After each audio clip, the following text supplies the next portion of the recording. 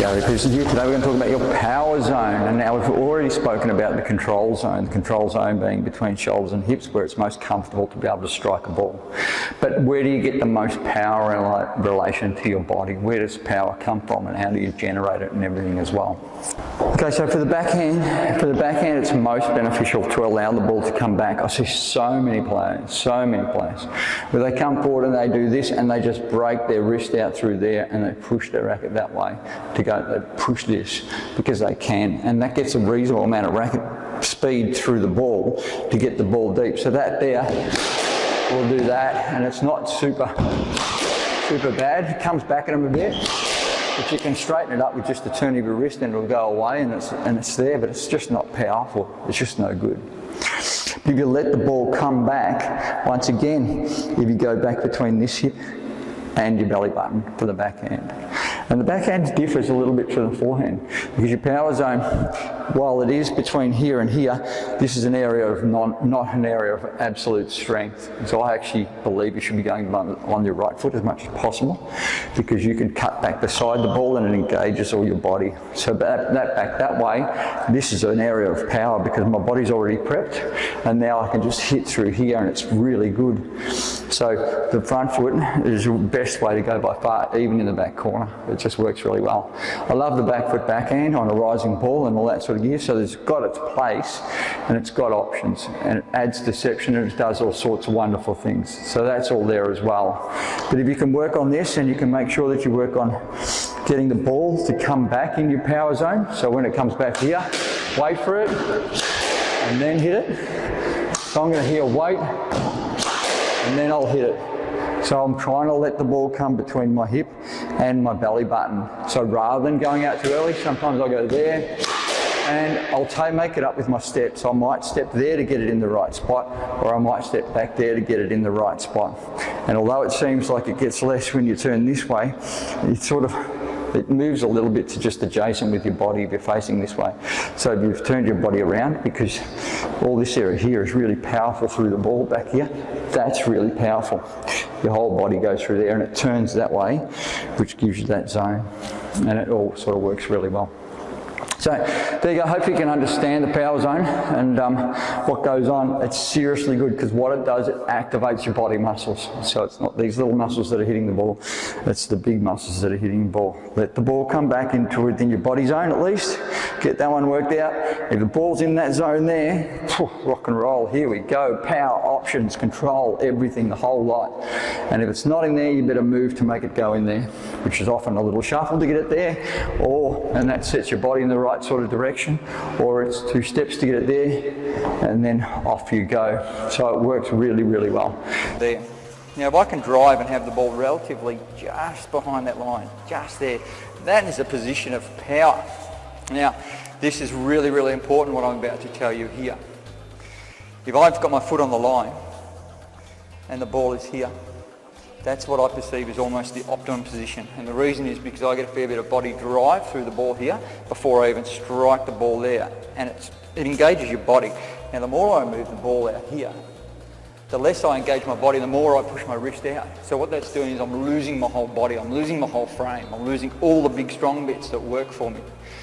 The more I put the ball back here, the more I've got to actually turn out here and drop off my back leg to be able to get behind the ball, to be able to hit the ball down the wall. So once again, my whole body is knocked around, my whole body frame is no good.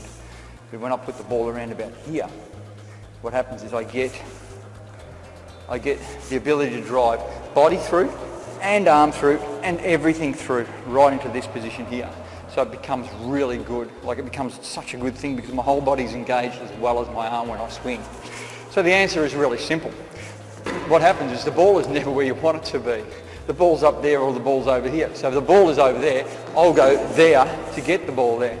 So when I show people this and I talk to them about where their problems are when they're playing, as soon as they understand they've got to get the ball in the relation to the right spot, and they move their body nice and early to be able to get the ball there, then it changes the way they play. It changes so much in their ability to put the ball down the wall, to not have it spray out at them.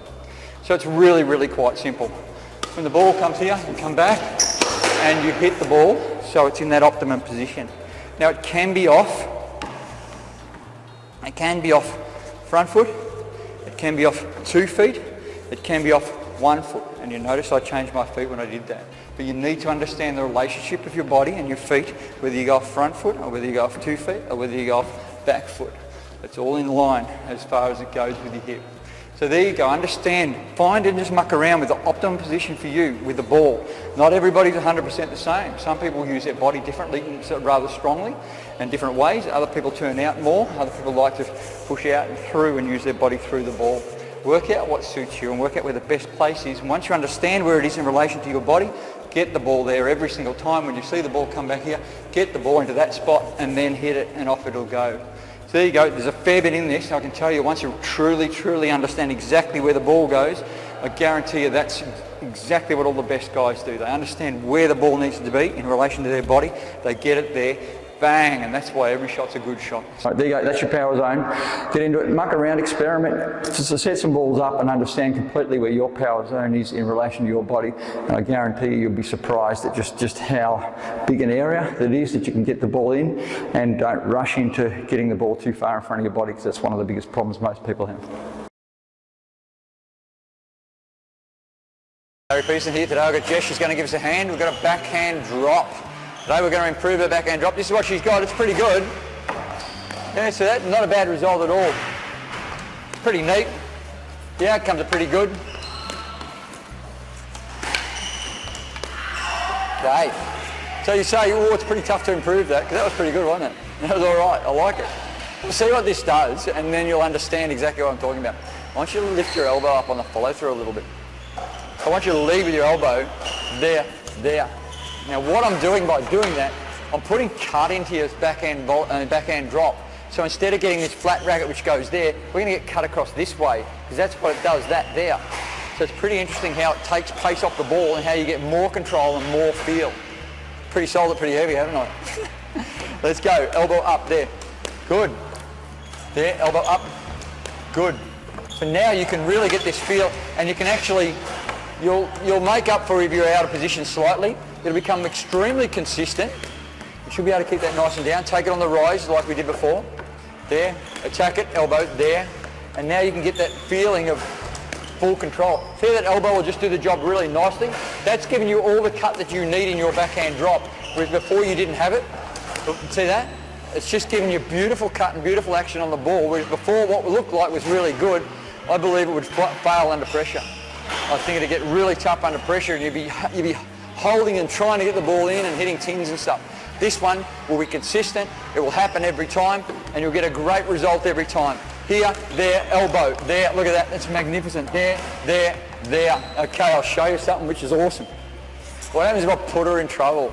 Like, I'm going to make it really tough for her. Watch what happens. Lift your elbow. Ready? Here we go. Look at that. That's good. Ready? My fault. Too far.